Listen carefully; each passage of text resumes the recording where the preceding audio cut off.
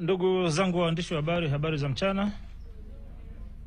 Mheshimiwa Profesa Adolf Mkenda, Waziri wa Elimu, Sayansi na Teknolojia, Katibu Mkuu Profesa Nombo, Mkurugenzi Msaidizi Idara ya Habari Maelezo, dadangu Zamaradi Kawawa, Mkuu wa Kitengo cha Mawasiliano Wizara Silvia Lupembe, DPP wa Wizara, wageni waalikwa, mabibi na bwana, habari za mchana. Karibuni tena. Siku ya leo, siku ya Jumatano tarehe 10, tunaendelea na mikutano ya waheshimiwa mawaziri kuelezea utekelezaji mbalimbali wa serikali, lakini pia mipango ya baadaye na namna ambavyo mipango hii inakwenda kulinufaisha taifa, hususan vijana. Mheshimiwa Waziri, mbele yako ni waandishi wa habari ambao wapo tayari kwa ajili ya kusikiliza. Leo wewe ni waziri wa pili baada ya waziri wa kwanza Profesa Kitila Mkumbo kuanza au kufungua pazia hili. Kwa hiyo tunakukaribisha, na waandishi wa habari wapo tayari kwa ajili ya kusikiliza, na wananchi wanakusikiliza kupitia vyombo mbalimbali vya habari ikiwemo TBC ambavyo vinarusha matangazo haya mbashara. Basi nisitumie muda mwingi, nikukaribisha ili uweze kuongea na waandishi wa habari na Watanzania kwa ujumla. Karibu sana.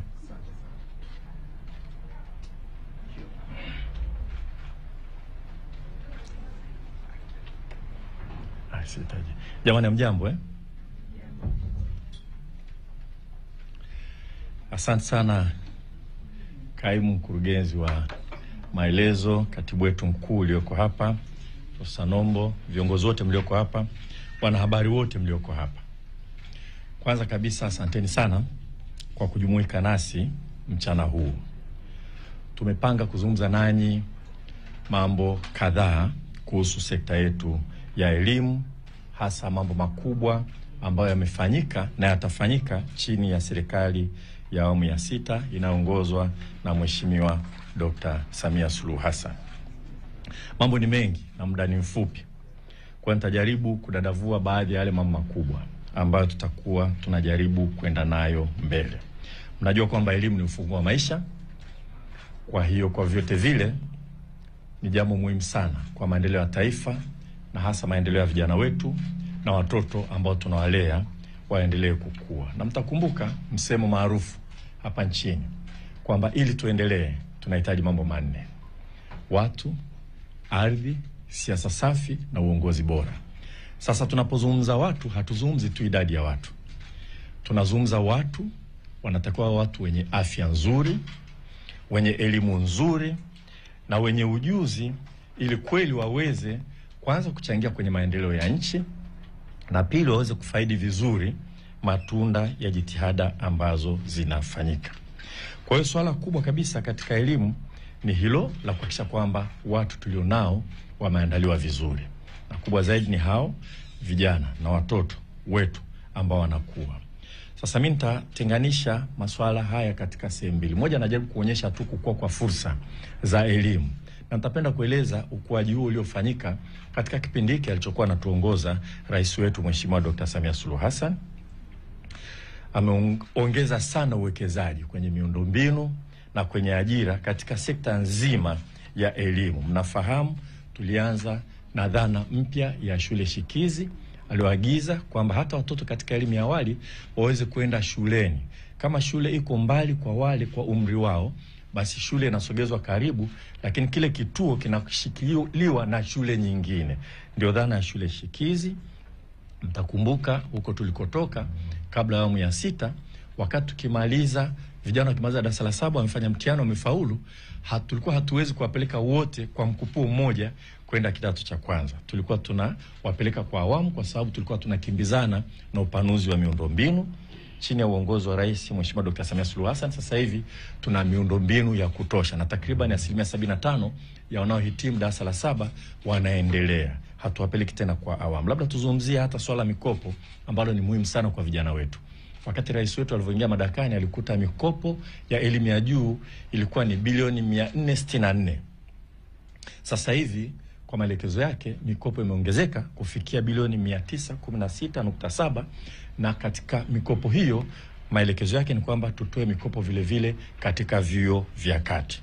Ni fursa kubwa imeongezwa kwa vijana Kwa vyote vile tunajua bado tuna mahitaji makubwa, lakini lazima tuone hatua ambayo tumefikia. Katika swala la miundombinu, wakati Mheshimiwa Dr. Samia Suluhu Hassan anaingia madarakani, tulikuwa na mikoa 5 haina vyuo vya VETA katika level ya mkoa. Lakini kwa muda huu ambao ameingia madarakani, sasa hivi tumeshajenga VETA mpya ya mkoa wa Geita, Simiyu, Njombe, Rukwa, na ujenzi wa VETA ya mkoa Songwe unaendelea. Tulikuwa na wilaya 64 Tanzania ambazo zilikuwa hazina VETA ya serikali ngazi ya wilaya. Sasa hivi tunazijenga VETA 64, hivyo kwamba tukimaliza kila wilaya Tanzania itakuwa na VETA ya level ya wilaya. Labda nizungumzie fursa hii muhimu sana kwa vijana, ujenzi huu unaokwenda. Kila mmoja aelewe kwamba katika VETA sasa hivi ukichukuliwa VETA boarding, yani unalala, unakula kule katika chuo cha VETA, ada yako ni shilingi 120,000. Na ukiwa unatoka nyumbani unaenda, ada yake ni shilingi 60,000. Kwa hiyo ukichukuliwa na serikali ukienda kusoma VETA kupata ujuzi kwa ajili ya kujiajiri au kuajiriwa, ada yake ni shilingi 120,000. Sekondari za ufundi zimeongezeka, baadaye nitazungumzia, lakini vile vile tuna ujenzi mkubwa sasa hivi wa kitu kinachoitwa polytechnics. Polytechnics ni elimu ya ufundi ngazi ya juu, lakini sio chuo kikuu kama ilivyokuwa DATEC wakati ule. Sasa DATEC imekuwa ni elimu ya juu. Sasa hivi tumekamilisha ujenzi wa polytechnics moja kule Dodoma, lakini tunaanza ujenzi wa polytechnics nyingine Mwanza, Kigoma, Mtwara, Morogoro na Zanzibar. Na hizi nitazielezea baadaye tutazitumia vipi. Vile vile tunajenga kampasi na karibia tunakamilisha baadhi ya maeneo, yani resident campuses ya vyuo vikuu katika mikoa ambayo ilikuwa haina kampasi ya chuo kikuu cha serikali, ukiacha chuo kikuu huria ambacho kina matawi kila mkoa. Sasa hivi kulikuwa na mikoa kama Tabora, kama Kigoma, kama Rukwa, kama Kagera, kama Lindi, ilikuwa haina kampasi ya aina yote ya chuo kikuu. Ujenzi unaendelea, karibuni mtaona tunaenda kuzindua, nadhani tutaanza na Kagera, tutaenda Lindi na kadhalika, kwamba serikali na hii chini ya uongozi wa Mheshimiwa Dr. Samia Suluhu Hassan, kwa sababu alikuwa maelekezo yake kwamba kila mkoa kuwe na fursa ya chuo kikuu. Mtoto anaweza akasema mimi niko Mtwara lakini nataka nisome Kagera, aweze kwenda kule kwenda kusoma na kupata elimu ya chuo kikuu. Kwa ujumla wake bajeti ya sekta nzima ya elimu chini ya serikali ya awamu ya 6 imeongezeka kwa 40% na itaendelea kuongezeka. Kwa hiyo ni fursa zimeongezeka, kwa sababu ya muda siwezi kuzitaja zote. Katika kipindi kifupi hiki cha Mheshimiwa Dr. Samia Suluhu Hassan ni fursa kwa vijana, fursa ya elimu, kwenda kusoma kuanzia elimu ya awali, shule ya msingi, sekondari, elimu ya kati mpaka vyuo vikuu. Lakini pamoja na fursa, ubora je? Pamoja na fursa, ni kiasi gani elimu hiyo itakuwa inaakisi mahitaji halisi ya nchi, ya vijana, ya wahitimu? Mtakumbuka rais wetu wakati baada ya kuapishwa tu, hata mwezi hujapita, alikuwa na mkutano mmoja ulifanyika Ikulu Dar es Salaam. Na siku hiyo alizungumzia kila wizara. Ilikuwa inatangazwa live. Miwala alikuwa si waziri wa elimu. Alielezea matarajio yake kwa kila wizara. Katika wizara ya elimu alisema nahitaji mageuzi makubwa ili elimu inayotolewa iweze kuakisi mahitaji ya kweli ya watu, hasa kuandaa vijana wetu kuweza kuajiriwa na kujiajiri kwa urahisi zaidi. Wengine mtakumbuka, nadhani ilikuwa tarehe 6 mwezi wa 3, baada tu ya kuapishwa kwa rais wa Jamhuri ya Muungano wa Tanzania. Na siku anazindua sera hii ya elimu na mafunzo ambayo inaakisi yale maelekezo yake ambayo aliendelea kuyatoa hadharani na mengine aliyatoa kwa wizara na maelekezo yake. Wakati anazindua sera hii, alieleza mambo 3 makubwa yaliyochagiza yeye kutaka kuona mageuzi makubwa ya kihistoria ya elimu hapa nchini. Ya kwanza ni idadi kubwa ya vijana na idadi kubwa ya watoto, kwamba hawa ni hazina ya nchi yetu kubwa na ni muhimu, lakini lazima tuwekeze kwao, na sio tu kwa fursa za elimu, lakini elimu ambayo inaakisi hasa mahitaji, waweze kupata ujuzi unaohitajika, ili si tu hapa ndani ya Tanzania lakini dunia nzima iwe ni uwanja wa ajira kwa vijana wetu. Pili, alizungumzia utandawazi. Utandawazi unatoa fursa nyingi, lakini vile vile lazima tujiandae. Tukitaka kunufaika na utandawazi, lazima tuandae watu wetu waweze kuwa na ujuzi, waweze kuweza kushindana na wakazi wengine popote pale duniani, twende pamoja. Na mwisho alizungumzia swala la teknolojia. Mfumuko mkubwa wa maendeleo ya teknolojia yanahitaji elimu yetu ibadilike kuweza kuakisi haya mabadiliko katika dunia. Alieleza hayo wakati anazindua sera yetu, na kwa kweli mageuzi yetu kwa kiasi kikubwa yanaakisi yale maelekezo yake. Sasa labda nieleze kidogo kwenye mageuzi ya elimu, mambo makubwa yaliyopo. Najua muda utoshi, tajitahidi twende kwa kituo. Mfumo wetu wa elimu wa sasa hivi unaweza kaita ni 7 jumlisha 4 jumlisha 2 jumlisha 3 plus. Yaani elimu ya msingi ya miaka 7, sekondari ya kati ya miaka 4, sekondari ya juu ya miaka 2, alafu miaka 3 na kuendelea kwa elimu ya juu kwenda mbele. Hasa mfumo huu ulianza kutekelezwa hapa nchini kuanzia miaka ya 60. Kati ya mwaka 1965 mpaka 68, Mwalimu Nyerere alielekeza mabadiliko makubwa ya mfumo wa elimu hapa Tanzania, kutoka ule mfumo wa miaka 4 au miaka 8, miaka 12. Kulikuwa na miaka 4 unasoma, unaweza kumaliza, ni mwisho kabisa unaenda unatafuta kazi, unaendelea. Unaweza kaenda middle school, kaenda mpaka darasa la 8 au kaendelea mbele. Haya yalikuwa mabadiliko makubwa sana alifanywa chini ya uongozi wa Mwalimu Julius Kambarage Nyerere. Utekelezaji wake ulikuwa ni mkubwa sana. Kwa maana hiyo ulitekelezwa kwa awamu, mkoa mmoja hadi mwingine, kuanzia mwaka 65 ukaendelea kubadilishwa mpaka 68. Wengi wenu hapa mmekuja kusoma wakati elimu ya msingi ikiwa ni miaka 7. Kwa maana hiyo wakati wa mageuzi haya kulikuwa na wakati wale walioko darasa la 8 na darasa la 7 kwa pamoja wanafanya mtihani mmoja wa kumaliza elimu yao. Kwa hiyo huu ni mfumo ambao tuliurithi kutoka kwa Mwalimu Nyerere, umedumu mpaka sasa hivi. Mageuzi makubwa kabisa ya mfumo sasa yanakuja chini ya uongozi wa Mheshimiwa Dr. Samia Suluhu Hassan. Badala ya 7, 4, 2, 3 plus, sasa tutakuwa na 6 jumlisha 4 jumlisha 2 au 3 jumlisha 3 plus. Nitaeleza kwamba kwa mabadiliko haya ambayo nayo tunatekeleza kwa awamu, lakini sisi hatutekelezi kwa awamu kwa mkoa hadi mkoa, tunatekeleza kwa awamu kwa nchi nzima. Lakini tumeanza mitaala mipya kuanzia darasa la 3.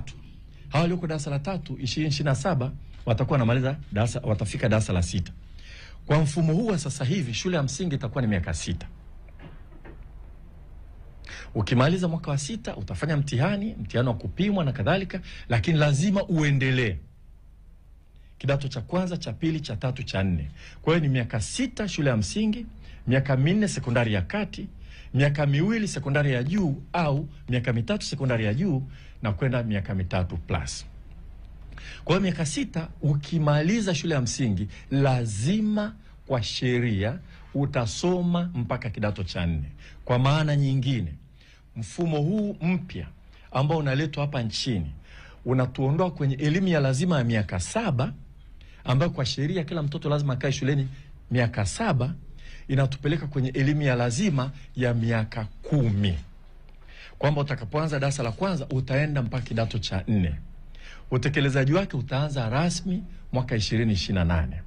Maelezo mengine tutatafuta siku tuongee, lakini kwa vyote vile kama ambavyo kuanzia mwaka 65 mpaka 68 walifika mahali ambapo kulikuwa na double cohort, sisi tutakuwa na wanafunzi wanahitimu shule ya msingi wakiwa darasa la 6 mwaka 2027 na wengine wanahitimu wakiwa na darasa la 7. Kwa hiyo kila shule ya msingi sasa hivi itakuwa na madarasa mawili yanahitimu kwa pamoja. Kwa sababu hao darasa la 6 walianza na mitaala mipya, walioko darasa la 7 2027 watakuwa wametumia mtaala wa zamani. Wote watakuwa na hitimu. Kutakuwa na graduation darasa la 6 wanamaliza shule ya msingi na graduation darasa la 7 wanamaliza shule ya msingi, na wote lazima waendelee kusoma mpaka kidato cha 4. Inaitwa double cohort. Tutaendelea kufafanua vizuri tunajipanga vipi kuhakikisha kwamba tunatekeleza. Sasa umuhimu wa mabadiliko ni nini? Kwanza kabisa, dunia nzima ni nchi chache sana zimebaki ambazo zinatoa chini elimu ya lazima chini ya miaka 9. Hata majirani zetu mnaweza mkaangalia, nchi nyingi zimeona umuhimu wa kutoa elimu ya lazima kwenda mpaka sekondari. hata Sustainable Development Goals ambazo sisi wa Tanzania tulisign tukakubali, zinasema kwamba tutoe elimu kwa watoto wetu wote mpaka sekondari. Kwa sisi kuendelea kutoa elimu ya lazima ya miaka 7 tunabaki nyuma. Hatuwezi kupambana na utandawazi kama alivyosema rais wetu. Lazima tuandae vijana wetu waweze kushindana na vijana kutoka nchi nyingine. Lakini pili, umri wa kuanza darasa la kwanza sasa hivi ni miaka 6. Kwa hiyo ukisoma umeanza na miaka 6, ikawa elimu ya lazima ni miaka 7, utahitimu ukiwa na miaka 13. Hakuna sheria kukuambia uendelee kubaki shuleni. Mtoto wa miaka 13 akitoka hawezi kuajiriwa, hawezi kujiajiri. Kwa hiyo ukianza kulalamika elimu yetu haiwaandai watoto wetu vizuri, ni kwa sababu mfumo huu wenyewe unamruhusu aondoke shuleni ana miaka 13 wakati bado ni mtoto tegemezi, hajajipanga vizuri.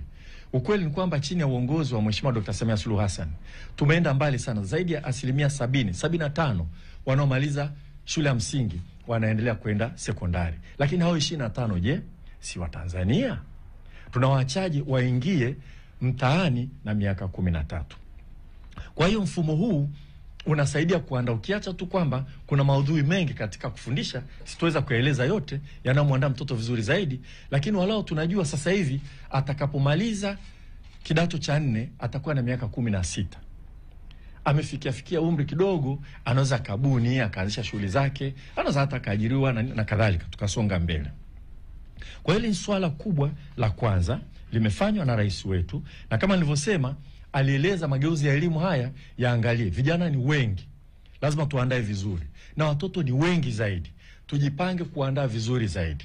Alieleza kuhusu utandawazi, hawa vijana waandaliwe waweze kushindana, sio ndani ya nchi tu, washindana wengine waliosoma nchi nyingine, ili tuweze kufaidi matunda ya utandawazi.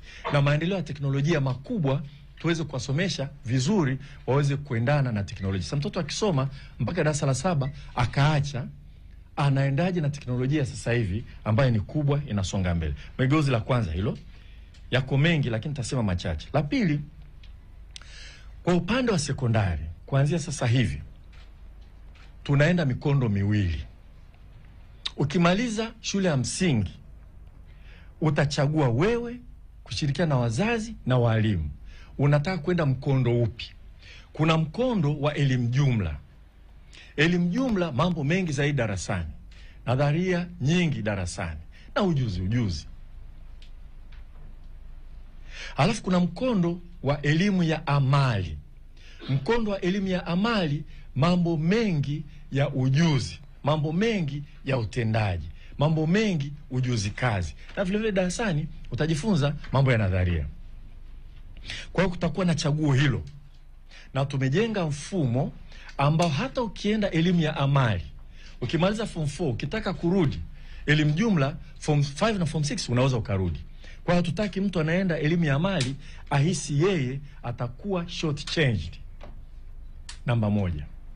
Sasa elimu jumla ni kama vile ambavyo tunaifahamu vizuri, kwa hiyo sitaelezea sana.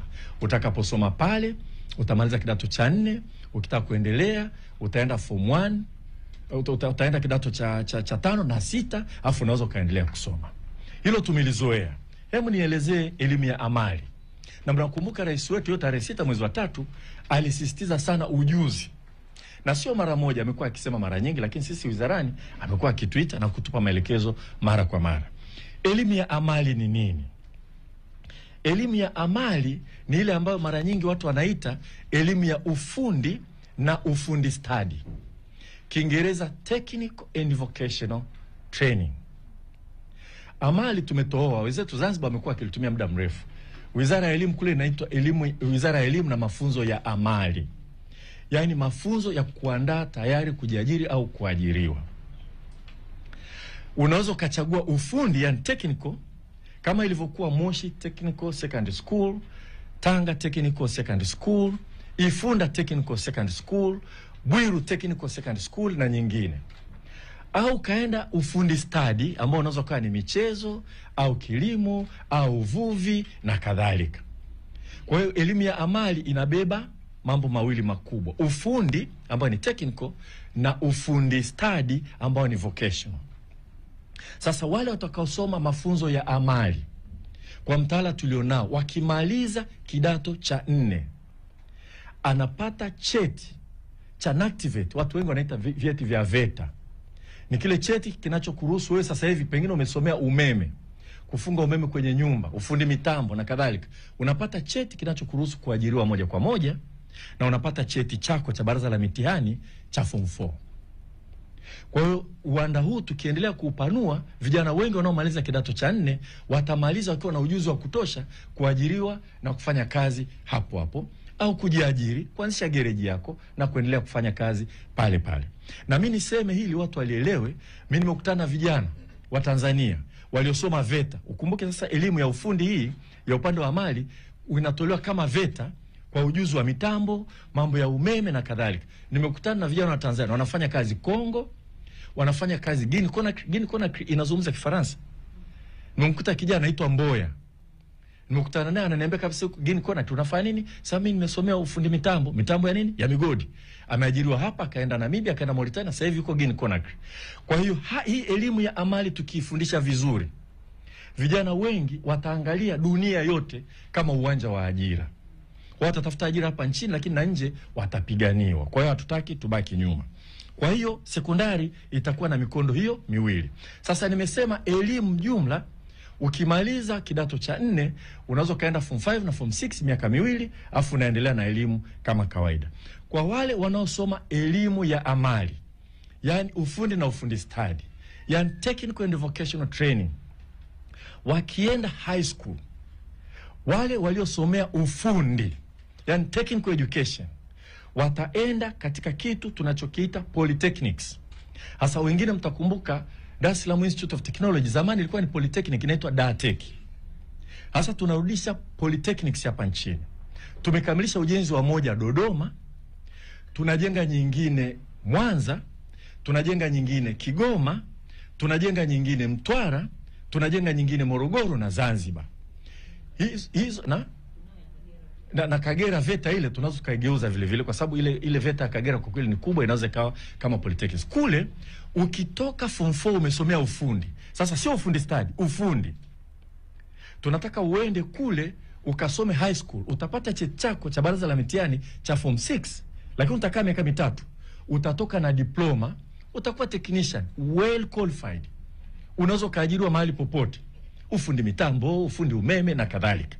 Kwa hiyo tunataka tuongeze level ya watu waliofikia kiwango hicho cha elimu wajae kwenye uchumi wetu, kwa sababu ukiongea na baadhi ya watu waliowekeza kwenye bomba la mafuta nani wanakuambia tunahitaji watu kama hao wengi zaidi hapa nchini. Kwa mara nyingi tuliacha diploma tukakimbilia kwenda kwenye degree. Kwa hizi polytechnics tunazozijenga hizi zitakuwa zinachukua wanafunzi wanaotoka kwenye shule za ufundi. Sasa hivi shule za ufundi tunajenga mpya 103 duru ya kwanza, tutaongeza nyingine, na hao wa ufundi watakwenda hizo polytechnics. Lakini kwa ufundi stadi mwingine tunaongea na sekta nyingine mbalimbali. Vyuo vya mifugo vinavyotoa diploma vitoe diploma na cheti cha form 6.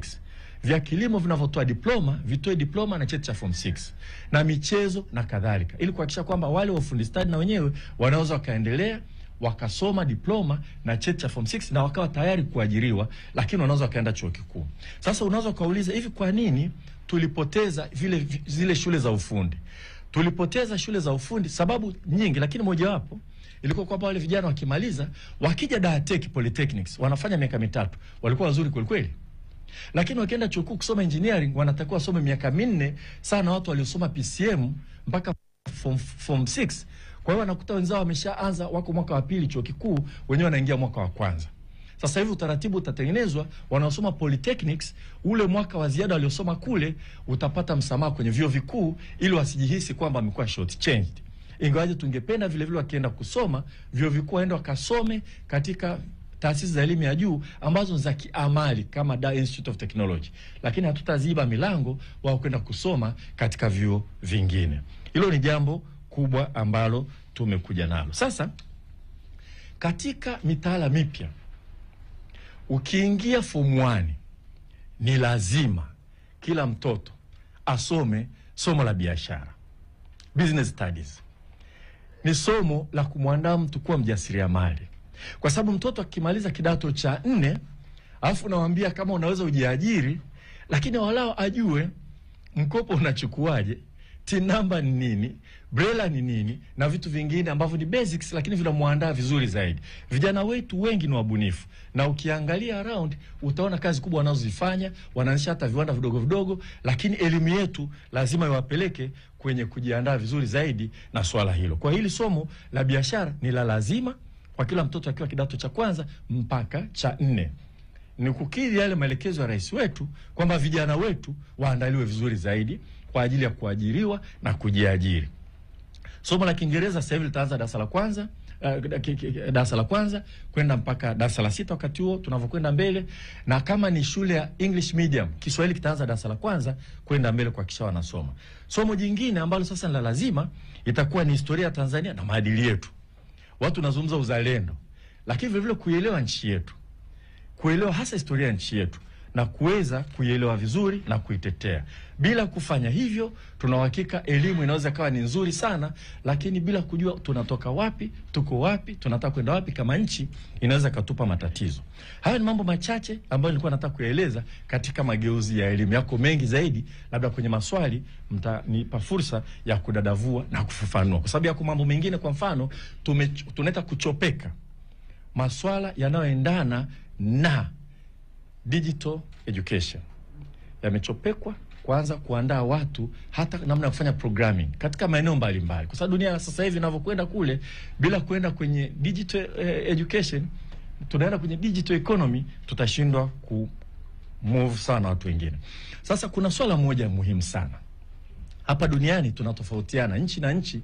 Tunaangaliaga sana GDP, tunaangalia pato la nchi. Lakini ukiangalia vizuri sana, nchi zinasonga mbele zaidi kwa kuwekeza kwenye sayansi, teknolojia na ubunifu.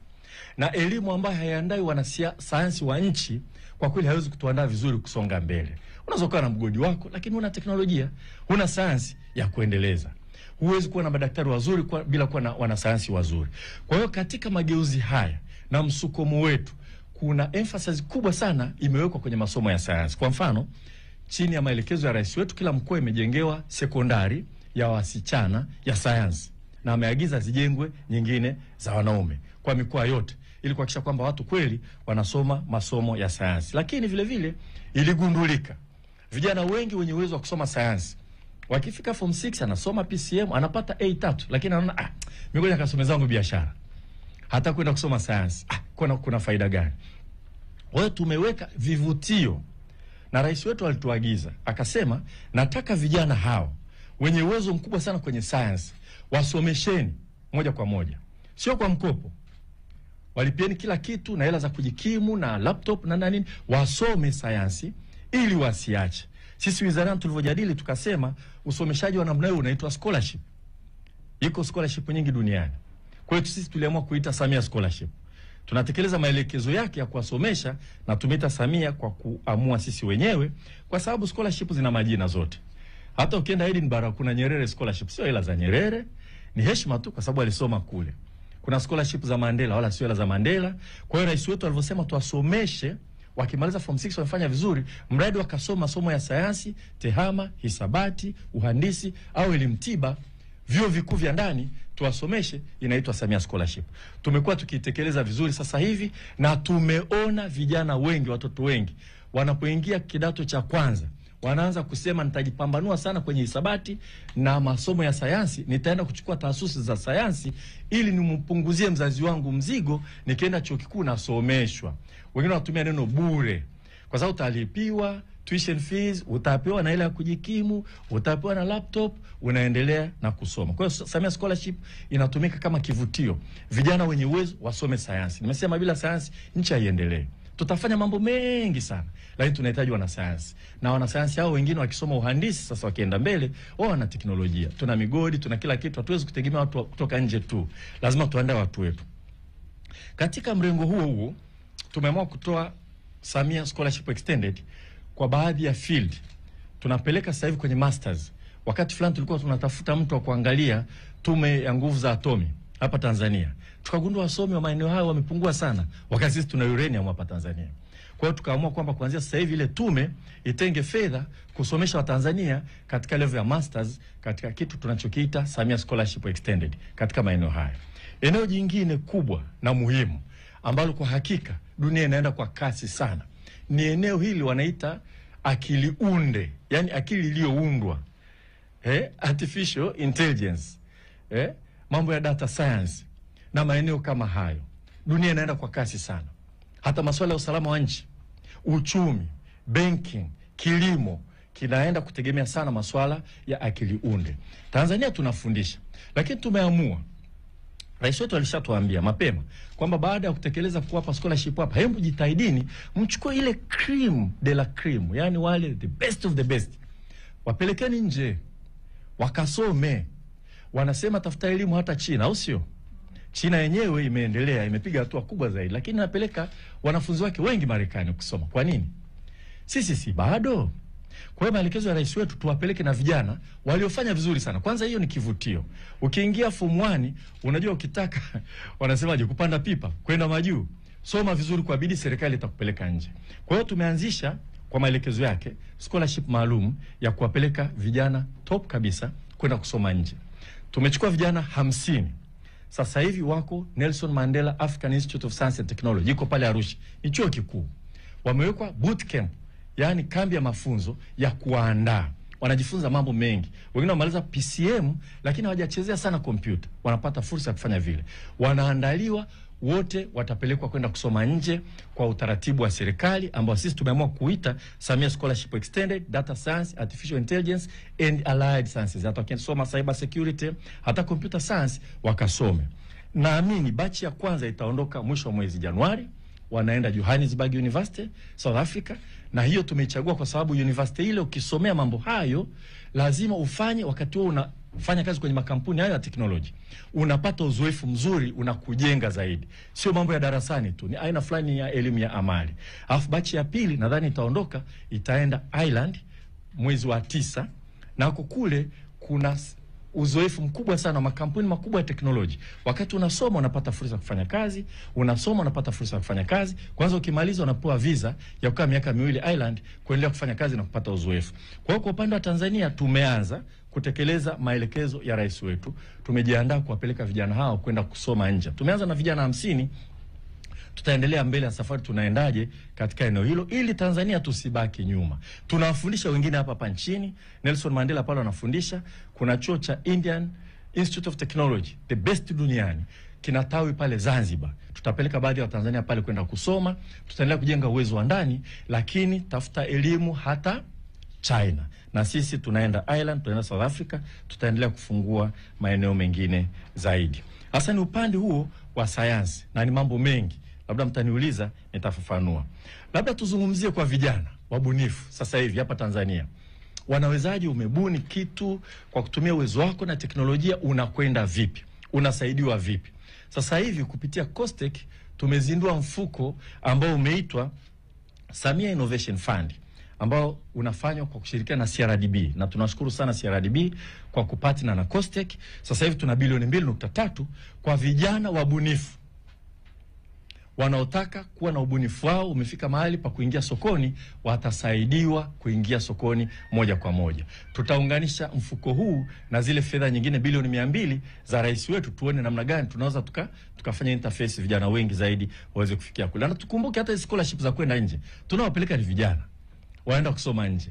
Tunataka vijana hao wapate fursa. Wajue kabisa ukitumia muda wako vizuri darasani, ukajitahidi, reward yako utakwenda kusoma nje. Tunaamini utarudi hapa kuja kusaidia nchi yetu. Kwa hiyo Samia Innovation Fund ipo tayari, kuna beneficiaries, na tutaendelea kuweka fedha kwa kushirikiana na CRDB kuhakikisha kwamba vijana wanaokuja na ubunifu wanaweza wakasaidiwa, wakaingia sokoni, wakafanya biashara, wakapata fedha, watarudisha fedha hizo, watazalisha ajira.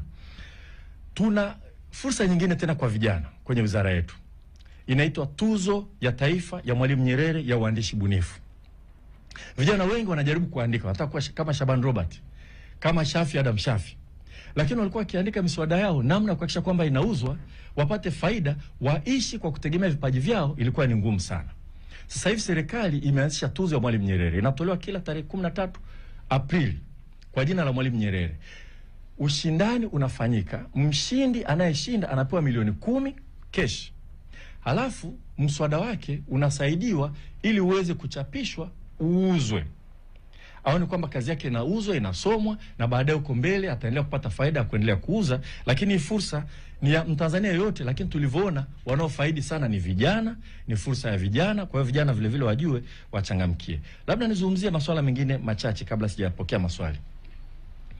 Mnajua ndani ya siku 100 za tangu apishwe rais wetu Mheshimiwa Dr. Samia Suluhu Hassan, moja kati ya ahadi alizotoa ni kwamba tutajenga partnership industrial links kati ya vyuo vyetu na industries, maeneo ya uzalishaji na utoaji wa huduma. Sasa tutazindua sisi mpango kazi ili kuhakikisha kwamba azma ya rais wetu inatekelezwa. Mwezi Januari tutatangaza tarehe. Lakini tayari tumeanza kuweka mikakati. Kwa mfano VETA sasa hivi tayari imesign MOU. Yaani wewe kama ni pengine unashona nguo vizuri, unauza, watu wanaona, VETA inaingia kwenye partnership na wewe, ili wewe na VETA mfanye kazi pamoja. Vijana walioko VETA wajifunze kwako, na utapata nguvu kazi kidogo, lakini ujuzi wako utatumika kusonga mbele, kuhakikisha tunaenda mbele, tunazalisha zaidi. Zaidi ya hapo, kwa vijana tuna utaratibu wa kurasimisha ujuzi. Utakuwa kijana pengine alimaliza darasa 7, kwa sababu ya utundu na ubunifu wake ni mshonaji mzuri sana, na mnawafahamu wapo. Mwingine anatengeneza furniture nzuri sana, mnawafahamu wapo. Sio kwa kusomea, kwa utundu wake tu. Lakini sasa kama kuna nafasi ya tenda, ya kuweza kupata tenda serikalini au mashirika mbalimbali, wanamuuliza cheti chako kiko wapi? Sasa tuna utaratibu tumekuwa tukiufanya na tunaendelea na tutaukuza, wa kurasimisha ujuzi uliopo huko mitaani. Ukija chini ya VETA kuna utaratibu wake, watakuangalia kirahisi sana, wakishaona kazi unayofanya, wataalamu watapima, baadaye utapata cheti ili kufungua fursa ya kijana kupata kazi. Ni fundi mzuri, unajenga nyumba safi, watakupima ili baadaye kama kuna nafasi ya kazi au tenda ya serikali usije ukakosa kwa sababu unaambiwa cheti chako kiko wapi. Unasema mimi na cheti cha form 4 cha ufundi kiko wapi? VETA ina utaratibu huo, watahakikisha kwamba unaweza ukarasimisha kazi hiyo. Kwa hiyo kwa vijana wote Tanzania, hata kuambia kwenye masuala ya elimu, kwa maelekezo ya rais wetu, kwa kweli sekta imejipanga sana kwenda mbele. Imejipanga sana kwa walioko mitaani kama anavyosema kurasimisha. Imejipanga vizuri sana kwa walioko mitaani ambao wanakuja na ubunifu. Imejipanga sana walioko mitaani ambao wanapenda kuandika, wanataka waweze kupata maisha yao vyovyote vile. Imejipanga sana kwa vijana wengi ambao wanasoma sasa hivi, na hasa vijana wadogo hawa, watoto ambao wanakuwa watahitaji ajira. Mimi niseme hili kwa serikali yetu na nimsemee rais wetu, ni ngumu sana kufanya maamuzi mazito kama haya ya mageuzi ya elimu ambayo matunda yake hayaonekani siku hiyo hiyo uliofanya mageuzi. Yanachukua muda. Kwa mfano, tangu wazindue sera hiyo, ndio tunasema elimu ya lazima miaka 10 tutaanza kutekeleza kuanzia mwaka 2028. Sasa kwa mwanasiasa anayetaka kuangalia tu makofi hapo hapo na kesho kuna nini watu washangilie, itakuwa vigumu sana, utapata kigugumizi kufanya mageuzi haya ambayo ni ya gharama kubwa sana. Kwa mwanasiasa anayejali nchi yake na kuangalia vizazi vijavyo, akijua kabisa uwekezaji huu mkubwa na fedha nyingi atakaoziweka hapa, matunda yake yataonekana baadaye, pengine wakati wa shamaliza na uongozi wake, wengine ndio watakuja kupigiwa makofi. Kwa yeye kufanya maamuzi kusimamia mageuzi haya makubwa kabisa ya elimu tangu wakati wa Mwalimu Nyerere alivyofanya mwaka 65 mpaka 68, rais wetu kwa kweli anastahili maua yake, tumpongeze. Na sisi ambao ametupa majukumu tutajitahidi kwa kadri ya uwezo wetu kufanya kazi hii kulingana na maelekezo yake. Na sisi tunaahidi kwa Watanzania wote, hasa kwa vijana, hata watoto na wazazi na watoto wenu katika sekta ya elimu, na mnisikie vizuri, yajayo yanafurahisha. Asanteni sana.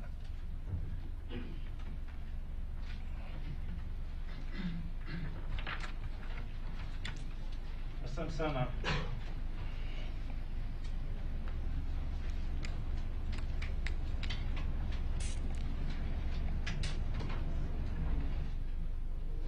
Asante sana Mheshimiwa Waziri kwa maelezo mazuri. Naamini waandishi wa habari wameyaelewa, na sasa tutoe fursa kwa waandishi wa habari ambao watakuwa na maswali ili waweze kuuliza. Nitaomba uulize swali, uende moja kwa moja kwenye swali kwa sababu ya muda. Naomba uende moja kwa moja kwenye swali. Tutajitambulisha unatoka chombo gani alafu utauliza. Asante, naitwa Elizabeth Elliot, natokea gazeti la Mwananchi. Swali langu la kwanza Mheshimiwa Waziri, pamoja na mipango yote na jitihada zote ambazo zinaendelea kufanyika katika sekta ya elimu, unazungumzia vipi swala la dropout? Kwa sababu inaonekana inakuwa kikwazo kwamba wanafunzi wanaingia lakini wengi hawahitimu, wanakatisha kabla ya kufikia kumaliza. Na swali lingine umezungumzia kuhusiana na double cohort ya 2028. Tunaweza kujua kidogo angalau hata mmejipanga vipi, kwa sababu katika kipindi cha kawaida hivi tunaona kunakuwa sisikiki. Katika hichi kipindi cha kawaida kunakuwa pia kuna kama wanafunzi wanakuwa wengi, wengine wanashindwa labda kwenda kuingia kwa wakati. Sasa tunaenda kipindi ambacho madarasa mawili yanahitimu. Mmejipanga vipi kama serikali kuhakikisha wote hao wanaingia?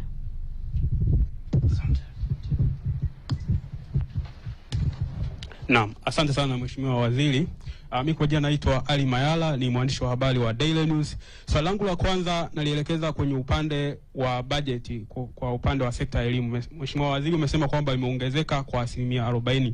Nikahitaji tu nijue kwamba kutoka shilingi ngapi na hadi shilingi ngapi. Lakini pia swali langu la pili ni kwenye upande wa vipaji. Tanzania ni nchi ambayo ina vipaji vingi, na hivi karibuni tumeshuhudia watoto mbalimbali wamekuwa wakiibuka, wana vipaji wengine vya kutengeneza madaraja na ubunifu. Je, serikali ina mpango gani kuhakikisha kwamba sasa inakuja na mfumo maalum wa kuhakikisha kwamba hivi vipaji vya watoto wachanga, vya watoto wadogo vinaendelezwa na vinawekwa kwenye mfumo maalum ili kuhakikisha kwamba vinachangia kwenye maendeleo ya elimu? Lakini swali langu la tatu ni kwenye upande wa lugha. Mheshimiwa Waziri, umesema kwamba serikali itaendelea kufundisha kwa kutumia lugha ya Kiingereza, kwa maana ya kwamba kuanzia Kiswahili, lugha ya Kiingereza na Kiswahili kuanzia darasa la kwanza na kuendelea. Swali langu ni kwamba je, serikali ina mpango gani sasa kuhakikisha kwamba lugha ya Kiingereza inaanza kutumika kufundishia kuanzia shule ya msingi, ili kuhakikisha kwamba na sisi Tanzania tunakuwa na uwezo wa kuzungumza Kiingereza kwa umakini, ili kuhakikisha kwamba kwa namna moja au nyingine tunapoenda sasa kwenye soko la ajira ambalo tunalilenga, soko la duniani kwa ujumla, tunaweza kuibuka washindi. Swali langu la mwisho ni kwenye upande wa ajira, kwenye upande wa walimu, kwamba nchi yetu wanafunzi wengi bado wanasoma pia hizi kozi za walimu na kadhalika, lakini changamoto imekuwa ni kwenye upande wa ajira. Je, serikali ina mpango gani sasa kuhakikisha kwamba hao waliomaliza kozi ya walimu aidha wanapewa maarifa mengine ili ku-nourish kile walichokisomea ili kuweza kuajirika kwa namna moja au nyingine? Asante sana. Asante Profesa. Mimi naitwa John Luhende, natoka Wapo Media.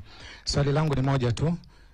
Umezungumzia kuhusiana na scholarship ambazo zimekuwa zikitolewa kwa jina la Samia Scholarship, na ukazungumza kwamba kuna wanafunzi wataenda kusoma kama watapewa kama ofa kukaa miaka miwili kujifunza kule kuendelea zaidi na zaidi. Swali langu ni kwamba mmeweka masharti gani kwa wanafunzi ambao mnasomesha kwa pesa za serikali wanaoenda nje kusoma, ili wasibakie huko nje, kwa sababu kuna vivutio vingi sana vya ajira, hasa wenzetu wanathamini sana elimu ambazo na vipaji ambavyo watu wanakuwa navyo. Asante sana. Mheshimiwa Waziri, mimi ni Suleiman Msuya, niko raia mwema. Katika kuendeleza hilo swali hapo la hao vijana 50, ni mkakati wenu ni kuwa na vijana wangapi ambao wanasoma masuala haya, na mnasomesha haya kwa maana ya hichi tunachokiona sasa hivi dunia hasa ya Tanzania inaonekana inabebwa na mitandao ya kijamii zaidi, na hayo mambo ya AI ndio yanaonekana pia zaidi yamekuwa kama yanatuchanganya. Labda hili mnalifanya kwa mantiki ya kuangalia kwamba tunaweza kukabiliana nayo, au ni kwamba kwenda na mfumo wa dunia unavyotaka? Lakini swali la pili, Mheshimiwa Waziri, miundombinu, umezungumzia kujenga shule za wanawake, watoto wa kike na vitu kama hivyo, lakini hebu tuambie kwa sasa hali ya miundombinu kwa swala la elimu kuanzia msingi mpaka sekondari, ubora wake ukoje? Sababu wakati mwingine tukipita huko vijijini unakuta shule mpaka unajiuliza hapa kweli kuna ni Tanzania au wapi? Yaani haina mwelekeo. Hili mnaliwekea mkazo gani kasi kwamba hii changamoto mnaondoka nayo? Lakini mwisho kabisa ni swala la turnover, yaani udahili. Plani yenu ikifika hiyo 28, mnafikiria kwamba kwa wakati mmoja wataingia wanafunzi wangapi kidato cha kwanza?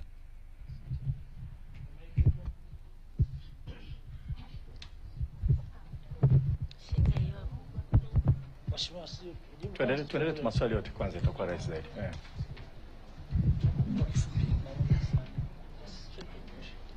Asante, naitwa Jacob Mosenda, ni mwandishi wa elimu, natokea The Citizen. Mheshimiwa Waziri, swali moja na ambalo wengi wanajiuliza huko nje kwamba tumeanza mtaala mpya elimu ya amali, lakini vipi kuhusiana na walimu?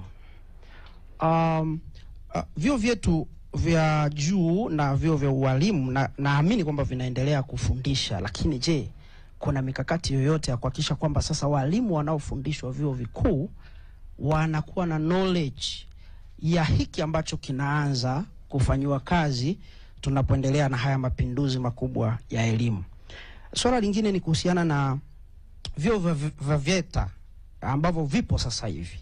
Tumeona kwamba ifikapo mwaka huo kutakuwa sasa na sekondari za amali.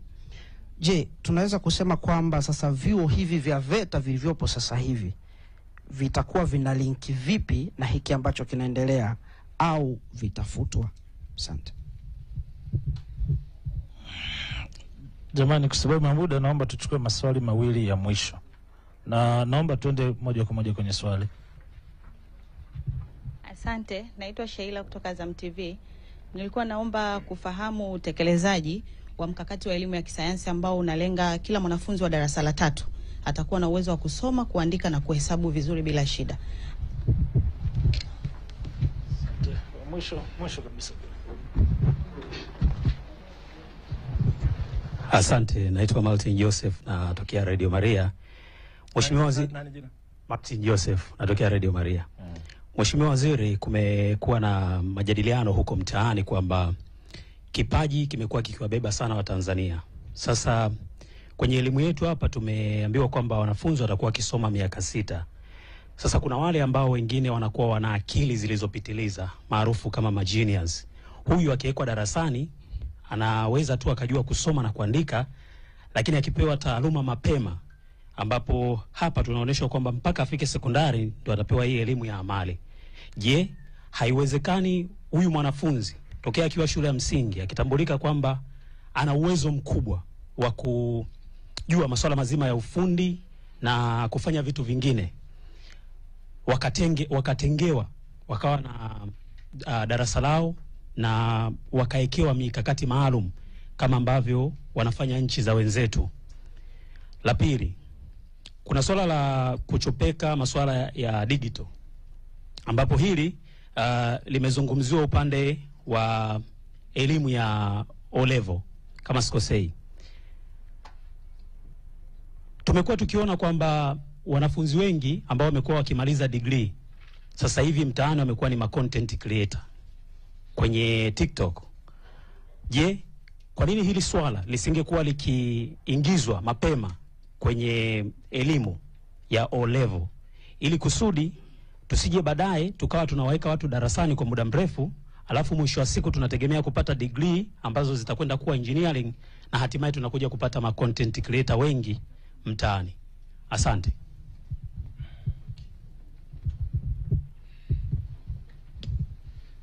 Mheshimiwa Waziri, naomba sasa uendelee kwa ajili ya majibu. Asante sana, maswali mazuri sana. Nanipa fursa kufafanua baadhi ya vitu ambavyo Zamaradi alikuwa ananipiga jicho. Kwa hiyo kuna wakati nilikuwa nakimbiza sana niwe ndani ya muda. Waliniambia tujitahidi ndani ya saa moja tu tumeshamaliza. Sasa tuanze na Martin. Vipaji vya magenius. Sio genius au mtu mwenye kipaji maalum, pengine kwenye mpira au kwenye swala jingine, pengine kuchora, maybe muziki na kadhalika. Ni kweli mafunzo hasa ya amali yanaanza kidato cha kwanza. Tutakuwa bado na shughuli mbalimbali za ujuzi shule za msingi. Lakini swala kwa mfano la kuwa na shule za watoto wenye vipaji maalum, kwa mfano michezo. Wenzetu wanaanza kucheza michezo kama unaonekana na kipaji cha mpira wa miguu, wakati mwingine unaanza kwa umri mdogo sana, ule umri ambao wakati mwingine sisi yuko shule ya msingi. Hilo swala nalijua linaangaliwa, na mnajua zitajengwa shule za michezo hapa nchini. Kwa hiyo tutakuwa na namna ya kuabsorb. Hakuna namna ya kukwepa. Na mitaala hii ni nyumbufu, flexible. Kuna namna mbalimbali za kuweza kuadopt na muda na vitu ambavyo vitaibuka mbele ya safari. Lakini la vipaji maalum ni muhimu sana. Na kama tunataka kweli kuendeleza wanafunzi. Kuna wanafunzi wengine wanaacha shule kwa sababu yeye angependa michezo zaidi. Kwa hiyo akipelekwa shule ya michezo na darasani kidogo atakaa shuleni. Lakini ukimweka tu darasani hamna michezo, ndio anakuwa mtoro, kama swala dropout lilivyosema, ambalo nitalizungumza baadaye kidogo. Na kuhusu kuchopeka, ipo level zote za elimu kwa namna yoyote, lakini ukumbuke hatima yote inasaidia zaidi ukiwa umeshapata taaluma nyingine. Ujue hisabati kwa namna fulani na vitu vingine. Kwa yale masomo kwa mfano ambayo yanaendana na coding, tumejitahidi sana kuyaingiza, kuyachopeka, kuandaa watu kuwa na ile mind ya kufanya programming. Umezungumza mambo ya TikTok na kadhalika. Ukumbuke TikTok na yenyewe inaweza kupitwa na wakati. Watu huko duniani wanagundua vitu vingi sana. Kwa hiyo tunazungumzia WhatsApp ambayo kila mtu anaitumia sasa hivi. WhatsApp aligundua mtu amekuwa bilionea. Kwa hiyo na sisi vijana wetu, na uzuri wa kugundua vitu kama hilo wakati mwingine si kwamba unahitaji mtaji, unahitaji ubongo wako mzuri. Kwa hiyo tunachotaka kuandaa vijana wetu waweze kuwa creative. Frontier technology kwa kweli inaenda kwa kasi sana. Watu wengine mimi nauliza hivi, miaka 80 hii wengine mlikuwa mjazaliwa hapa, ungemwambia mtu kuna siku unaweza kanyanyua kitu kama hiki, sio ukaongea na mtu yuko Marekani lakini ukamuona ukiongea, nani angeamini vitu kama hivyo? Kwa hiyo tunakoenda mambo mengi sana na kuja yanahitaji teknolojia. Kwa hiyo ndio maana tumeweka kuchopeka, lakini kuandaa vijana wetu kwenye sayansi vile vile, na hasa kwenye hisabati ambayo inawasaidia mtu zaidi kutengeneza mikakati. Kwa hao ambao ni content creator, ni baadhi ya vijana tu ambao nadhani na elimu yetu itawaandaa wengi zaidi. Lakini tungependa kama ambavyo nilimuona bwana mmoja Mzimbabwe bilionea, sasa hivi akasomea vizuri sana haya mambo ya programming na kadhalika, kaanzisha kampuni yake huko Uingereza. Tulikuwa kwenye mkutano Kigali. Sasa hivi kazi yake ni kujenga madata center Afrika. Lakini kwa sababu ya elimu aliyoipata imemwezesha kwenda mbali sana. Naamini vijana wengi ambao kwa utundu wao na uwezo wao tunahitaji kuandaa kidogo darasani, wanaweza waka make a breakthrough. Ndio maana yake. Sheila, umeuliza mkakati wa KKK. Sasa unataka kutukimbiza haraka. Ahadi ya Mheshimiwa Rais ndani ya siku 100 kutakuwa na mkakati kabambe kuhakikisha kwamba watoto wakiwa darasa la 3 wanamudu kusoma, kuandika na kuhesabu vizuri zaidi. Sasa tuna mkakati, mimi naomba tu tusubiri kwa sababu tutauzindua mwezi Januari. Tumeshaufanyia kazi sana. Mkumbuke ahadi ya Rais zote alizotoa lazima zifanywe kazi na sekta zote. Na tutatoa taarifa, Sheila, usubiri kidogo, alafu tutakuja kuuzindua. Lakini kwa kweli tunajipanga vizuri, ni ahadi ya Rais wetu kwa Tanzania, na tutajitahidi sisi ambao wametukabidhi majukumu haya tuhakikishe kwamba kweli tunazitimiza. Sasa kuna swali kutoka kwa Msuya nadhani. Mkakati wenu kuwa na wanafunzi wangapi? Mmeanza na wanafunzi 50. Wakati tunaanza mwanzo tulitaka tuende na wanafunzi 100, lakini tukasema hebu tujaribu kwanza tuone tunamudu kiasi gani. Kwa wanafunzi hao wamechaguliwa, kwanza niseme tu wamechaguliwa purely on merit. Baada ya baraza la mitihani kutoa matokeo, tuliwaambia waorodheshe kwa ufaulu bora zaidi wanafunzi wote waliofanya tahasusi za sayansi, ikiwa ni pamoja na advanced mathematics kwa sababu hiyo ni requirement. Alafu tukachukua 100 wa juu zaidi. Baadaye tukakubaliana tukasema kwa sababu tunaanza, hebu tuanze na 50 alafu tuangalie. Lengo letu tungepeleka wengi iwezekanavyo. Lakini lazima tukubali kwamba uwezo ukifika mwisho tunasogea mbele. Jambo la muhimu, kwa muda mrefu sana sasa hivi serikali inaanza kupeleka watu kwenda nje na kwenda kusoma vitu tulivyovipanga sisi. Sio scholarship tulizopewa, unapewa scholarship kwenda kusoma kule ambazo nazo tunazishukuru, lakini sisi wenyewe tumeona maeneo ambayo lazima tupeleke vijana wetu. Na vijana wakienda kusoma huko watatusaidia vizuri zaidi. Kwa hiyo baadaye, na singependa sana kusema siku ile wakati nazindua nilisema tunaanza na 50 alafu baadaye tunaenda 200, baadaye muda tunaenda 1000. Sasa hizo ni ndoto. Wanasema usipokuwa na ndoto kubwa huwezi kuwa kiongozi. Lakini ukweli tunangependa tuangalie uzoefu wa 50 ambao tunapambana waende. Hivi tuna scholarship katika baadhi ya nchi. Scholarship ambazo mara nyingi wa Tanzania hawazijazi. Na baadaye baada ya kuuliza baadhi ya wanatuambia kwa sababu nyie mnazitangaza tu, hamuandai watu. Kuna balozi mmoja tulikutana na balozi mmoja akasema sasa naona Tanzania mwanga mpya. Kwamba badala sisi tunaleta scholarship afu tunasema jazeni, tunapeleka, ametuambia scholarship za nchi yao. Rwanda wanapeleka wanafunzi, Kenya wanapeleka, Tanzania hatupeleki. Sasa tunatangaza kila mtu ana apply, afu wengi wana apply wanakuwa sio wale ambao wamechujwa. Hatukufanya head hunting, kuchukua wale wenye vipaji na kuwa encourage. Moja kati ya vitu ambavyo tutavifanya vile vile ni kwamba zile scholarship tutawaandaa kama tunavyoandaa wanafunzi hapa, na tutapenda tujaribu kuwa front load wale ambao wamefanya vizuri, tu encourage waende wakasome. Kwa hiyo nilijisikia vibaya sana vile yule balozi na katibu mkuu alikuwepo, ambia nyie watu Rwanda na wapita huko lakini kwa sababu tuliwaeleza mkakati wetu, sasa naelewa Tanzania mtaanza kuzichukua. Kwa hiyo ziko hizi Samia scholarship tunazowapeleka, ziko scholarship nyingine niliwahi kwenda kwenye nchi tena muda sio mrefu, na bahati nzuri siku hiyo safari nilikuwa na katibu mkuu. Nimeongea na waziri wa elimu pale, nikamwambia bwana, tunaomba scholarship sasa. Sawa, banalizeni hizi tunazowaletea. Sasa mkakati wetu huu utahakikisha kwamba vijana wenye uwezo tunawasaidia wana apply kwenye hizo scholarship, wanaenda kusoma. Na vile vile tunawasaidia ku apply kwenye vyuo vingine Marekani, lakini tutaangalia China, tutaangalia na Korea na kadhalika. Kwa hiyo naomba nisiseme, ungeniambia mimi nataka tupeleke wangapi brother nataka kupeleka wengi kadri iwezekanavyo. Kuna utani mmoja, lakini sasa sijui niseme maana yake mwana diplomasia. Nchi moja wakati imeanza mageuzi makubwa ya uchumi, sasa yule kiongozi wake akaenda Marekani. Hasa wakati ile nchi mwanzo ilikuwa communist, ilikuwa imezuia watu wasiende. Sasa Jimmy Carter wakati akamwambia yule mtu yule kiongozi, akamwambia kwa nini usiruhusu vijana wa nchi yako wengi waje? Akamwambia unataka milioni 10 nikuletee sasa hivi. Na ile nchi sasa hivi imeendelea sana kwa sababu imesomesha watu wengi kule. Kwa hiyo ukiangalia China ilisomesha watu wengi, Marekani, India, Taiwan, hata Japan, Meiji Restoration kaangalie wao kwenda kutafuta elimu sehemu nyingine na kuja kutengeneza vyuo vyao. Kwa hiyo 50 ni mwanzo, kwa kweli ni tone katika bahari, lakini si tuna tone. Mbona tulikuwa hatuna? Kwa hiyo kwa kweli ni mwanzo, lakini tutajifunza vizuri zaidi. Sasa hili nilijibu na ile swala kwamba mtahakikishaje wanarudi, kwamba tukiwapeleka wakienda wanarudi. Mimi sitalijibu, ngoja niwaambieni kitu fulani hivi, afu wenyewe mtajaza. Ukiangalia India sasa hivi, na kasomeni kidogo technological development ya India, walimwaga watu wengi sana kwenda kusoma Marekani na kadhalika, tena wakawa encourage mkipata kazi kaeni huko huko. Sasa ndio wameanzisha Silicon Valley ya India kwa sababu wana uzoefu kutoka kule walikokuwa wanafanya. Ukiangalia China sasa hivi, wengi walienda kusoma Marekani wakabaki huko huko, hawakuacha kuwa China. Wamefanya kazi kwa muda mrefu, wengine wamestaafu, wamekuja wanaendeleza na kubadilisha sana teknolojia ya nchi ya China. Unaweza kumsomesha mtu katika technology, alafu akarudi hapa akakuta bado industry hazijakomaa vizuri kumwajiri.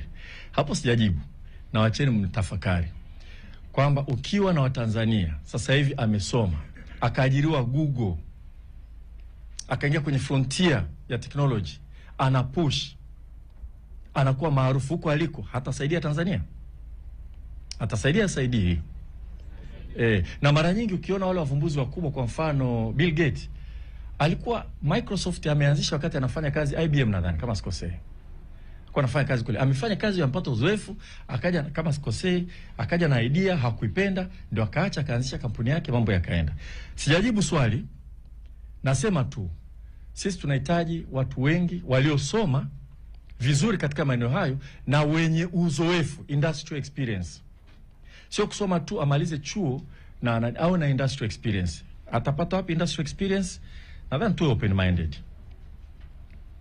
Hali sasa, msio unazungumzia hali ya miundombinu, ubora wake ukoje? Jamani, mimi nimetoka kugombea sasa hivi ubunge, na katika kugombea na mimi nilikuwa natamba na uwekezaji uliofanyika, na moja wapo kwenye elimu, mashule yaliyobadilishwa. Nakumbuka mwenzangu alikuwa anagombea akaanza kusema, huyu anasema miundombinu ime-improve. Hii ni Tanzania nzima, sio yeye. Of course mimi nikaanza kusema, kama anasema sio mbunge, anagombea ubunge wani, lakini ukweli ni Tanzania nzima. Bado kuna maeneo kuna changamoto, na nyewe wenyewe mnajua. Lakini angalieni na yale ambao uwekezaji umekuwa mkubwa, hasa kwenye miradi kama Boost, Sequip, EP4R, utakuta ukarabati kwa kule umeenda kwa kasi. Hatukatai zile changamoto ambazo bado zipo, lakini wakati mwingine ni vizuri tukumbuke tulikotoka, tujitie matumaini, na kazi bado iko mbele yetu. Kwa ile ambayo mwenzangu alikuwa anasema alikuwa mkweli. Uwekezaji uliofanyika Rombo umefanyika nchi nzima. Kwa hiyo nilikuwa natamba nimeleta na Warombo watakuwa wanasikia saa hizi. Lakini serikali imejitahidi, na niseme ukweli, katika serikali ya Mheshimiwa Dr. Samia Suluhu Hassan, sisi wote tuliogombea ubunge, moja kati ya vitu ambavyo tumefaidika navyo ni uwekezaji mkubwa wa fedha zilizopitia kwenye halmashauri, na hiyo sio kwenye elimu tu, hata kwenye zahanati na kadhalika. Kwa hiyo sisi tulibebwa na zile achievement ambazo zilikuwepo. Tumekamilisha? Hapana.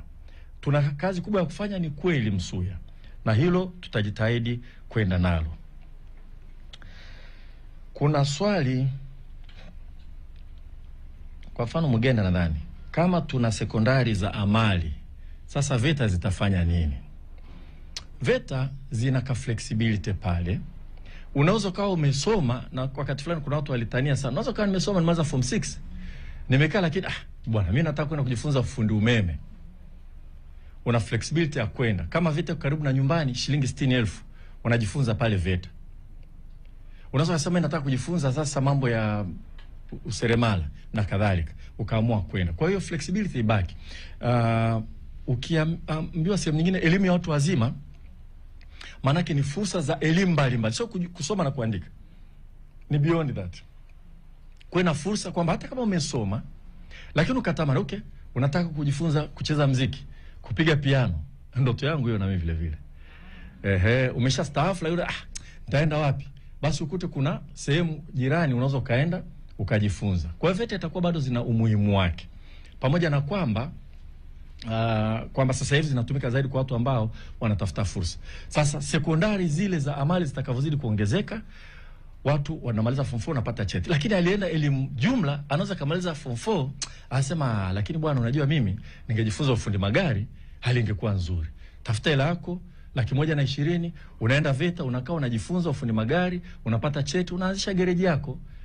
Na tumeona baadhi ya watu nadhani baadhi yenu sio kama mlikuja wakati tulivyofanya kongamano la washonaji wa nguo na VETA. Unakuta mtu ana degree, tena mmoja alitamba anasema mimi nilikuwa first class kabisa, lakini sasa hivi anashona na kiwanda chake cha kushona pale Moshi, na anapata wateja wengi. Kwa wale wanaingia partnership na VETA. Na akasema yeye baada ya kusoma akaamua kwenda kutafuta ujuzi somewhere, akajifunza, akaanzisha kampuni yake, akaendelea. Kwa hiyo tunakuwa na mfumo ambao ni flexible, utakuruhusu umeshakwenda lakini unataka kurudi kutumia njia nyingine. Kama nilivyosema, serikali inatoa ruzuku kubwa sana kwenye elimu ya VETA. 120,000 unakaa bwenini unakula na umeme na maji. Kwa kweli serikali inajitahidi sana, ni jambo muhimu sana. Walimu wa amali watatosha? Swali zuri Mugenda. Hilo tunapambana nalo na kutafuta mikakati mbalimbali.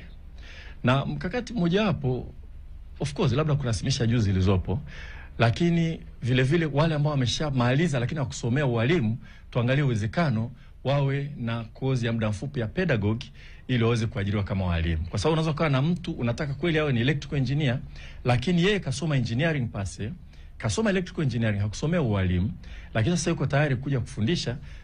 Kuna mkakati katibu mkuu pengine kama kutakuwa na muda anaweza katoa maelezo, lakini tunaenda na mikakati kama hiyo ya kuhakikisha kwamba tunaenda vizuri. Kuna swali dropout. Elizabeth, ni kweli kuna swala la dropout ambalo ni si dogo, labda niseme, na kuna mikoa ina dropout kubwa zaidi kuliko sehemu nyingine. Na wenyewe mnaona, niliona juzi baraza la mitihani lilivyotoa matokeo, wakaandika idadi ambao hawajulikani walipo. Hasa watu walitafsiri vingine, ni wale ambao waliacha shule kabla ya kumaliza. Tumefanya study, nadhani tutaenda kuiangalia vizuri. Kwanza kuangalia sababu za dropout. Nyingine ni family background, nyingine ni maeneo. Kwa mfano mpaka sasa hivi ninavyofahamu, mkoa wa Geita unaongoza kwa kuwa na dropout, lakini mkoa ambao una shule nyingi za madini. Kwa hiyo inaonekana kuna watu wanaacha shule wakiona kwamba ni rahisi sana kwenda, na wengine wale wanaoenda kwenye mambo ya mifugo kuchunga wanataka kwenda kule. Kwa hiyo ni swala kubwa, hatutaki downplay, tutalifanyia kazi. Kitu kingine ambacho tunakifanya ni kutengeneza mfumo unganishi, kwamba mwanafunzi anapoanza shule anapewa namba ni hiyo mpaka umalize. Tutakuwa tunakufuatilia, tutajua uko wapi. Kwa sababu kuna wakati mwingine unadhani, kwa mfano waliomaliza darasa 7 tunaona 75 tu ndio, 75% wanaenda form 1, wengine wanaenda FDC, wengine wanaenda VETA. Lakini ukiwa na namba unaweza kuaddress vizuri zaidi. Alafu wengine wanapomaliza wanaenda kusoma international schools, Cambridge. Hasa kule lazima tuwe na system ambayo tunawatambua. Kwa mfumo huo unafanywa kazi, utaumaliza na kwenda hivyo. Double quote vipi? Sio jambo dogo, lakini tuna mkakati. Na najua tuna andiko, na katibu mkuu amefanya kazi kubwa sana na wataalamu. Kuna namna nyingi. Unajua double quote, hawa wanaomaliza la 7 na la 6 ni mara moja tu. Wakienda form 1 au madarasa mawili, form 2 mawili, form 1 watakuwa darasa moja. Kwa sababu ni huo mwaka mmoja tu. Na ndivyo ilivyotokea miaka 60. Lakini kuna njia nyingi. Kwa mfano, kwenye PPP, kama tutakubaliana na private sector vizuri, tutawapeleka wengine kwenye shule binafsi kwa gharama ambazo ni reasonable, na wenyewe wakapata wanafunzi wakawafundisha. Lakini kuna facility nyingine. Sisemi ndivyo tutakavyofanya. Hivi kwa mfano, tukiamua kwamba mwaka huo VETA nyingi tutazifanya tu ni shule za amali, wanaingia pale form 1 wanaendelea kusoma mpaka wamalize. Kwa hiyo kuna njia mbalimbali za kufanya. Kwa kweli penye nia pana njia. Kwa hiyo temptation kubwa mwanzoni wakati tunafikiria ni kusema kwamba okay, wale wa darasa la 7 hatutasema lazima waseme mpaka form 4. Hao darasa la 6 ndio tukasema hapana. Hii serikali hii haitofanya hivyo. Na maelekezo ya rais wetu, tujitahidi tuwapeleke watu wote mpaka form 4. Kwa hiyo tuweze kuja kumwambia rais, sasa tunaona tukifika 28 wale wa 6 ndio tuwapeleke, wale wa darasa la 7 tuache. Nadhani tutalifanya, tutalitekeleza vizuri. Kama nilivyosema, kuna namna nyingi za kutekeleza hiyo. Haya, Mayala, hivi Mayala Kisukuma maana yake nini?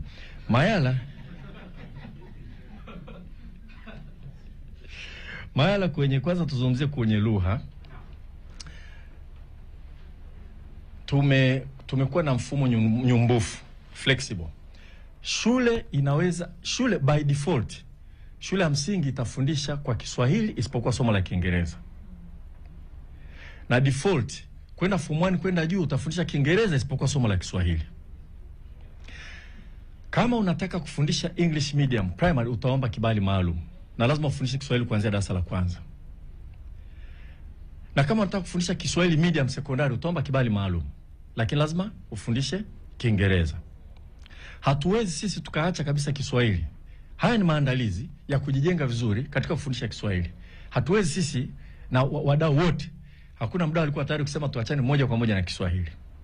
Lakini wengi walisema tuende kwa namna ambayo tunajenga uwezo, tusije tukakimbiza alafu tukajikuta tunaharibu. Kwa hiyo utaratibu ambao tumeweka huu utatujengea uwezo. Tutakuwa na sekondari nyingine zinafundisha Kiswahili, physics, biolojia na kadhalika. Na tutazimonitor performance yake.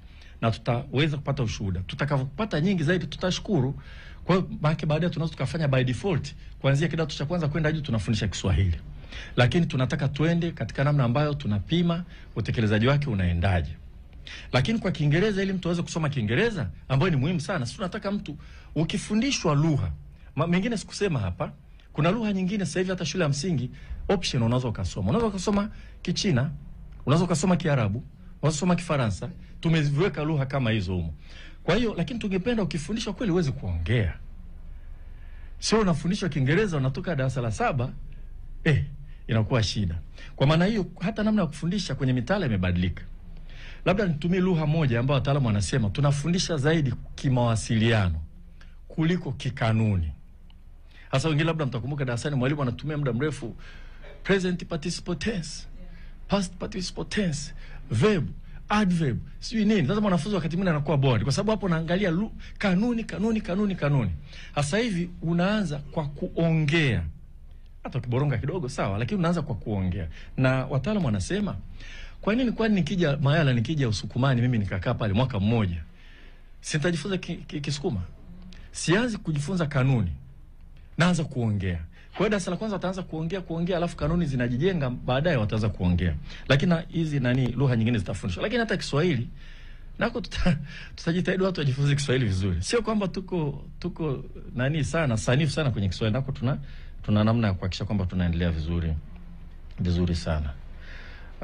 Ajira za walimu ni kweli, lakini mnaona sasa hivi serikali inaendelea kuongeza ajira. Nadhani sasa hivi katika siku 100 utaratibu karibu ajira zitakuwa zimekamilika, watu washaomba. Nadhani ni 7,000 tunaanza nao, na rais wetu aliahidi tutaweka. Kwa hiyo ni changamoto ambayo tunayo, lakini changamoto ipo pale ili sisi tujitutumue, tuweze kutatua, na tunamshukuru sana rais wetu kwa sababu tunaenda na hilo. Kuna vitu vingi, kwa mfano sasa hivi tunapanua sana matumizi ya digital kwenye kufundisha, na tunashukuru wadau mbalimbali ambao Mastercard nadhani mmoja wapo walikuja, lakini hata makampuni ya simu mengine yanatusaidia, tunazunguka ili tuhakikishe kwamba namna kujifunza kunaongezeka. Na TET pale wana television wanafundisha, na unaweza ukadownload ukaenda ukatumia. Zamani wakati tunasoma tulikuwa tunakaa pembeni na radio inatufundisha, tunakaa tunasikiliza. Kwa hiyo tunaweza tukasonga mbele zaidi. Kuna namna nyingi sana za kudili na swala hili, nyingine wala sitazisema, mtakuwa mnaziona mbele ya safari. Budget, kwa sababu sijavaa miwani, atasema DPP hapa. Vipaji. Sasa ngoja niwaambie, hata hili swala la kwanza Samia Scholarship Extended, hata Samia Scholarship kwa jumla yake. Jamani, vijana wengi walikuwa wanasoma hisabati, anapiga wenzako wanamcheka na kupeleka wapi? Wakati hisabati inawasaidia wenzetu kwenye mambo ya robotics, lakini sisi ukifanya vizuri na kucheka. Sasa ili iweje? Sisi kuweka incentive kama hizi za kupata scholarship zinasaidia mtu useme ndio nitasomeshwa na serikali mpaka nimalize. Na vile vile ukifanya vizuri unaweza ukaenda nje kwenye vipaji kama hivyo. Lakini vipaji vingine ambavyo tunaweza tukavizungumzia, kama michezo nimezungumza, kama music. Kumbuka tukisema mafunzo ya amali, manake ni mafunzo ya ufundi na ufundi stadi. Sasa ufundi ni technical. Ufundi stadi una vitu vingi sana. Kuna vijana wadogo sana wanaanza kuimba. Kama mtakumbuka wakati tunazindua sera, ilikuja vijana wadogo sana wanacheza muziki, wanaimba, inaitwa Jerusalem. Ile wanatoka Kimara, na tuliwaita maksudi kuonyesha kwamba katika kukuza vipaji kwenye elimu yetu, hivi ndio vitu tunavitarajia tuvione. Kwa ni kazi ambayo tutapeleka kwa msukumo sahihi. Tuna shule moja inaitwa Fountain Gate kama pale Dodoma nadhani. Ambayo hata waandishi mkipata nafasi mkamtembelee. Yule ni mwekezaji, kajenga facility nzuri sana za michezo, na ile ni ufundi stadi, kwa sababu wanakuza katika masuala ya michezo. Kwa hiyo kwa kweli huko tunakwenda, ni swala ambalo lazima tulifanye. Hivi kuna swali gani jingine ambalo sijanani? Okay, la budget kwa herufi kubwa sasa na miwani. Wakati 2021 2022 budget ya sekta nzima ilikuwa ni trilioni 5.3, sasa hivi ni trilioni 7.4. Ni nyongeza ya 40%. Na niwaambieni ndugu zangu, hii nyongeza inatokea wakati serikali imewekeza sana kwenye masuala ya nishati, Bwana Mwalimu Nyerere, wakati SGR inajengwa, wakati miundombinu inaendelezwa, lakini sekta ya elimu haikusahaulika. Kwa wakati ule nilitaka kuelezea fursa ni vitu kama hivi. Kwa ongezeko hili la budget ambalo naamini litaendelea kuongezeka, itatusaidia. Na kwa vijana nirudie, unufaikaji mkubwa ni kwenye mikopo. Sasa najua kuna watu bado wanatuma message mikopo nini, tunaendelea kufanyia kazi kama mtu hajapata mikopo. Lakini kwa nyongeza ambayo tumeipata kutoka bilioni 4.64 mpaka sasa hivi tuko kwenye bilioni 9 na kadhalika, tunaenda kwenye trilioni. Wanufaika ni wengi zaidi. Idadi ya wanafunzi haijaongezeka kwa kasi ya ongezeko la mikopo ya wanafunzi. Kwa hiyo kwa kweli tunaenda vizuri na tutajitahidi mbele ya safari. Tuna maelekezo ya rais wetu, na vijana naomba wajue, Mheshimiwa Dr. Samia Suluhu Hassan wakati viongozi wao walikwenda kumuona Chamwino, tulikuwepo na katibu mkuu, na akaongea nao, akawasikiliza, akaongeza hata kiasi cha kujikimu, na vile vile akahakikisha kwamba bajeti hii inaongezeka, inafika kule. Lakini ongeza hii kubwa imeenda hata katika miundombinu na kadhalika. Nadhani tumemaliza. Kuna jingine? Tuko vizuri? Asante. Asanteni. Jamani, asanteni sana. Thank you. Asante sana. Shukrani sana. Asante sana Profesa Adolf Mkenda, Waziri wa Elimu, Sayansi na Teknolojia. Ndugu zangu waandishi wa habari, nadhani mmeona na mmesikia namna ambavyo wizara yetu ya elimu inavyotekeleza majukumu yake. Na ni jukumu letu sasa sisi kupeleka ujumbe huu kwa vijana, kwa Watanzania wote. Fursa mbalimbali ambazo pengine wengine mlikuwa mzifahamu leo zimeelezwa mbele yenu hapa. ni muhimu sana kuambia wananchi wa Tanzania hasa vijana kwamba kuna fursa nyingi sana katika sekta ya elimu na sekta zingine ambazo zimefungamanishwa na elimu. Kwa hiyo tunaomba muendelee kupeleka ujumbe huu ili wananchi na Watanzania waweze kutumia fursa hii vizuri, hususan vijana. Kama kuna jambo lolote ambalo watahitaji kulifahamu, Wizara ya Elimu ipo. Na kwa kifupi, Wizara ya Elimu wao hawana milango kabisa. Mnakwenda tu na kupata huduma. Kwa hiyo tunawashukuru sana. Mheshimiwa Waziri, tunakushukuru sana. Sawa. Mheshimiwa Waziri anataka kufafanua jambo. Tafadhali naomba msubiri ili aongezee